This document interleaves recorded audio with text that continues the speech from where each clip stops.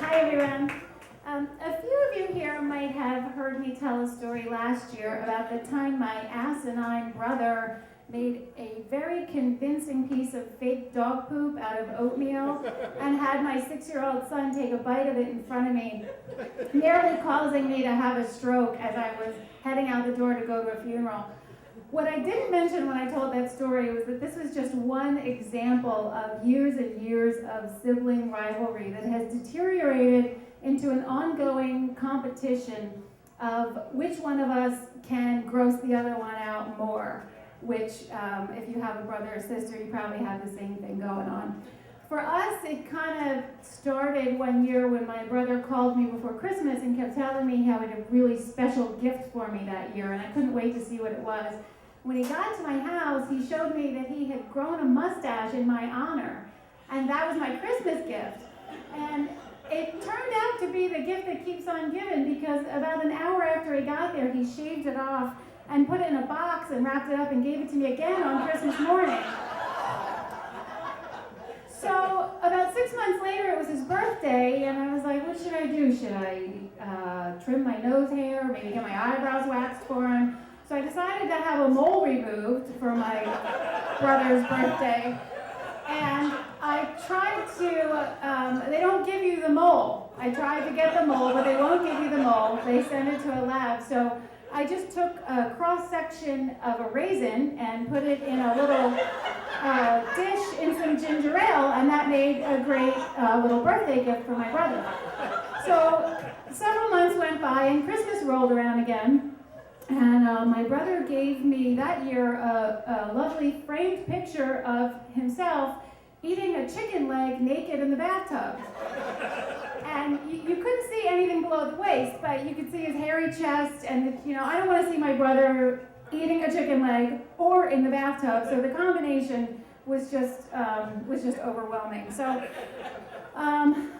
we go down the road a little bit, and several months later, I ended up having what some people call bunion surgery. I don't really like to call it that. I like to call it a corrected misaligned metatarsal, but bunion surgery. And so one of the first things I did when I came out of surgery, no matter what you call it, I had a pin put in my foot and a big incision, lots of stitches, and that yellow stuff they clean it with.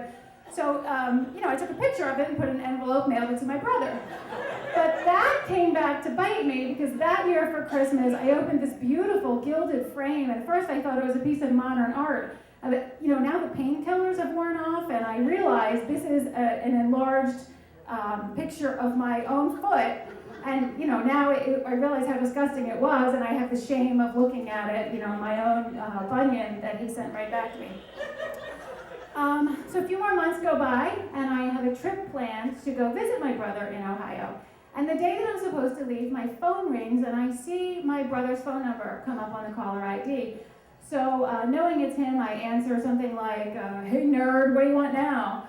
And there's an awkward pause, and I realize it's not my brother on the other end of the phone, calling from his number. It's his friend Janelle. And she starts to say,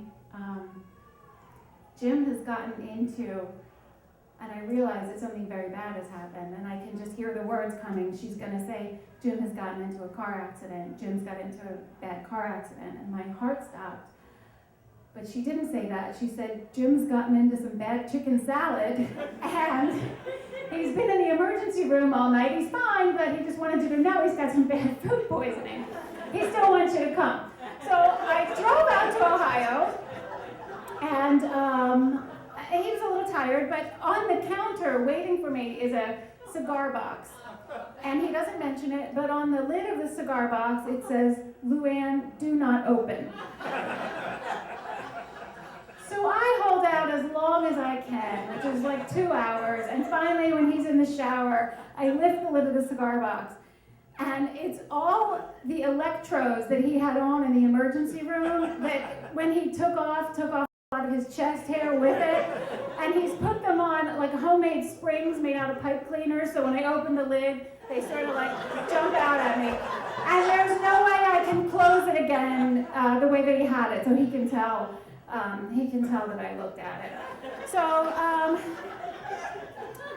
several months later, believe it or not, I end up having my thyroid removed. And I know, because of the mole, I know they're not going to give me the thyroid. But my brother's coming to visit not long after, so I make a big batch of pulled pork in the crock pot. And I had plenty of time to play, and I knew this was coming. My mom finds me the most perfect little specimen jar at Goodwill, and I get a big hunk of the pulled pork, and I put it in some water in the specimen jar, and I made the most beautiful little label with my name and like thyroid and the date. And I just left it casually on my kitchen table, and I even propped up a little piece of mail kind of on top of it so it wouldn't be really obvious what was happening. So my brother came to visit, and he was really good. He held out for like a whole day. He doesn't even mention it. Nothing. And it's killing me. I'm just waiting for some kind of reaction from him.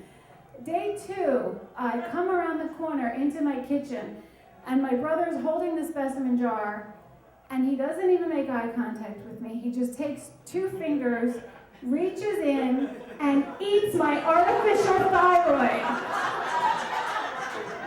I want to retch right now just thinking about what I saw. So this is where it stands today. If you're keeping score, you'll note that my brother is winning. But really, I am the winner because he makes me laugh more than anyone on the planet. And the holidays are coming up. I'm going to start making some calls tomorrow about having maybe hemorrhoid surgery. Thank you.